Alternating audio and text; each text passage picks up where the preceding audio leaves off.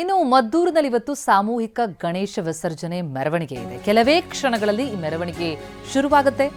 ಸಾಮೂಹಿಕವಾಗಿ ಗಣೇಶ ವಿಸರ್ಜನೆಗೆ ಸಕಲ ಸಿದ್ಧತೆಯಾಗಿದೆ. ಒಂದೇ ಕಡೆ ಗಣೇಶ ವಿಗ್ರಹಗಳನ್ನು ಜನ ತರ್ತಿದ್ದಾರೆ, ಮತ್ತೊಂದೆಡೆ ಬಿಜೆಪಿ ಕಚೇರಿಯತ್ತ ಹಿಂದೂ ಕಾರ್ಯಕರ್ತರು ಹೊರಟಿದ್ದಾರೆ. ಇನ್ನೇನು ಕೆಲವೇ ಕ್ಷಣಗಳಲ್ಲಿ ಮದ್ದೂರಿಗೆ ಬಿಜೆಪಿ ನಿಯೋಗ ಕೂಡ ಎಂಟ್ರಿ ಕೊಡ್ತಾ ಇದೆ. ಮದ್ದೂರಿನಲ್ಲಿ ನಡೆದಂತಹ ಗಲಾಟೆಗೆ ಸಂಬಂಧಪಟ್ಟಂತೆ ಅದರಲ್ಲಿ ಗಾಯಗೊಂಡಂಥವರ ಮನೆಗಳಿಗೆ ತೆರಳಿ ಅವರಿಗೆ ಸಾಂತ್ವನ ಹೇಳುವಂತಹ ಕಾರ್ಯ ಆಗುತ್ತೆ. ಜೊತೆಗೆ ಈ ಮೆರವಣಿಗೆಯಲ್ಲೂ ಕೂಡ ಭಾಗಿಯಾಗಲಿದ್ದಾರೆ ಬಿಜೆಪಿ ಮುಖಂಡರುಗಳು. ಕೆಲವೇ ಕ್ಷಣಗಳಲ್ಲಿ ಈ ಸಾಮೂಹಿಕ ಗಣೇಶ ಮೆರವಣಿಗೆ ಸಾಗಲಿದೆ. ವಿಸರ್ಜನೆ 28ಕ್ಕೂ ಹೆಚ್ಚು ಗಣೇಶ ಮೂರ್ತಿಗಳ ವಿಸರ್ಜನೆಯಾಗುತ್ತೆ. ಸದ್ಯಕ್ಕೆ ಅಲ್ಲಿನ ಚಿತ್ರಣ ಏನು ಅನ್ನೋದನ್ನು ನೀಡುತ್ತಾರೆ ನಮ್ಮ ಪ್ರತಿನಿಧಿ ದಿಲೀಪ್. ಈಗ ನೇರ ಸಂಪರ್ಕದಲ್ಲಿದ್ದಾರೆ. ದಿಲೀಪ್, ಸಾಮೂಹಿಕ ಗಣೇಶ ಮೆರವಣಿಗೆ ಸಾಗಲಿದೆ, ಯಾವ ರೀತಿಯ ಸಿದ್ಧತೆ? ಯಾಕಂದ್ರೆ ಕಳೆದ ಬಾರಿ ನಡೆದಂತಹ ಆ ಘಟನೆ ಇನ್ನೂ ಮಾಸಿಲ್ಲ, ಹಾಗಾಗಿ ಒಂದು ಆತಂಕ ಸಹಜವಾಗಿರುತ್ತೆ. ಏನು ವ್ಯವಸ್ಥೆ ಇದೆ, ಏನು ಚಿತ್ರಣ ಕಂಡು ಬರ್ತಾ ಇದೆ ಅಂತ? ಖಂಡಿತವಾಗಲೂ ಪ್ರತಿಮಾ, ಏನು ಅಂತಂದರೆ ಇವತ್ತು ಸಾಕಷ್ಟು ಪೊಲೀಸರನ್ನ ನಿಯೋಜನೆ ಮಾಡಿರುವಂಥದ್ದು. ಯಾವುದೇ ರೀತಿಯಾದಂಥ ಅಹಿತಕರ ಘಟನೆಗಳು ಸಂಭವಿಸಬಾರ್ದು ಅನ್ನುವಂಥ ನಿಟ್ಟಿನಲ್ಲಿ ಈಗಾಗಲೇ ಪೊಲೀಸರು ಮುಂಜಾಗ್ರತಾ ಕ್ರಮವಾಗಿ ಸುಮಾರು 2,000 ಪೊಲೀಸ್ ಸಿಬ್ಬಂದಿಗಳನ್ನು ನಿಯೋಜನೆ ಮಾಡಿರುವಂಥದ್ದು. ಸದ್ಯಕ್ಕೆ ಪ್ರವಾಸಿ ಮಂದಿರದ ಸರ್ಕಲ್ನ ಬಳಿ ಇದ್ದೇನೆ, ಇಲ್ಲಿ ಆ ದೃಶ್ಯವನ್ನು ತೋರಿಸ್ತೇನೆ. ಸಾಕಷ್ಟು ಪೊಲೀಸರನ್ನ ನಿಯೋಜನೆ ಮಾಡಿರುವಂಥದ್ದು. ಸುಮಾರು 2,000 ಪೊಲೀಸರನ್ನ ನಿಯೋಜನೆ ಮಾಡಿದಿರೋದೆ.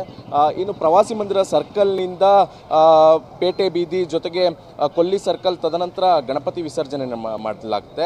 ಈ ಒಂದು ಕಾರಣದಿಂದಾಗಿ ಸಾಕಷ್ಟು ಸಂಖ್ಯೆಯಲ್ಲಿ ಬಿಜೆಪಿ ಕಾರ್ಯಕರ್ತರು ಮತ್ತು JDS ಕಾರ್ಯಕರ್ತರು, ಹಿಂದೂಪರ ಸಂಘಟನೆ ಕಾರ್ಯಕರ್ತರು ಎಲ್ಲರೂ ಕೂಡ ಭಾಗಿಯಾಗ್ತಾ ಇದ್ದಾರೆ.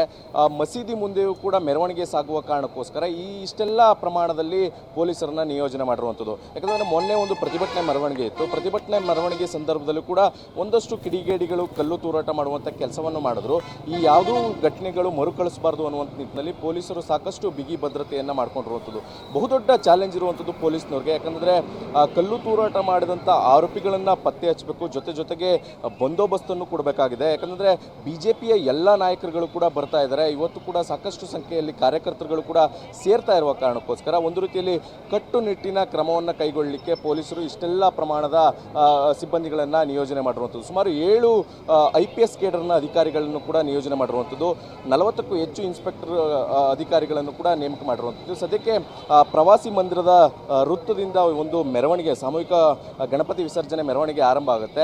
ಈ ಕಾರಣದಿಂದಾಗಿ ಇದೇ ಒಂದು ಸ್ಥಳದಲ್ಲಿ ಸಾಕಷ್ಟು ಸಂಖ್ಯೆಯಲ್ಲಿ ಪೊಲೀಸರನ್ನ ನಿಯೋಜನೆ ಮಾಡಿರುವಂಥದ್ದು. ಸುಮಾರು 11 ಗಂಟೆಯಿಂದ ಮೆರವಣಿಗೆ ಪ್ರಾರಂಭ ಆಗುತ್ತೆ. ಬಿಜೆಪಿ ಕಚೇರಿ ಬಳಿ ಮೆರವಣಿಗೆ ಪ್ರಾರಂಭ ಆಗುತ್ತೆ. ತದನಂತರ ಇಲ್ಲಿ ಎಲ್ಲರೂ ಕೂಡ ಅಸೆಂಬಲ್ ಆಗ್ತಾರೆ. ಅಸೆಂಬಲ್ ಆಗಿ ಇಲ್ಲಿಂದ ಮೆರವಣಿಗೆ ಪ್ರಾರಂಭ ಆಗುವಂಥದ್ದು. ಪ್ರತಿಮಾ. ಎಸ್, ಥ್ಯಾಂಕ್ ಯು ತಮ್ಮೆಲ್ಲ ಮಾಹಿತಿಗೆ.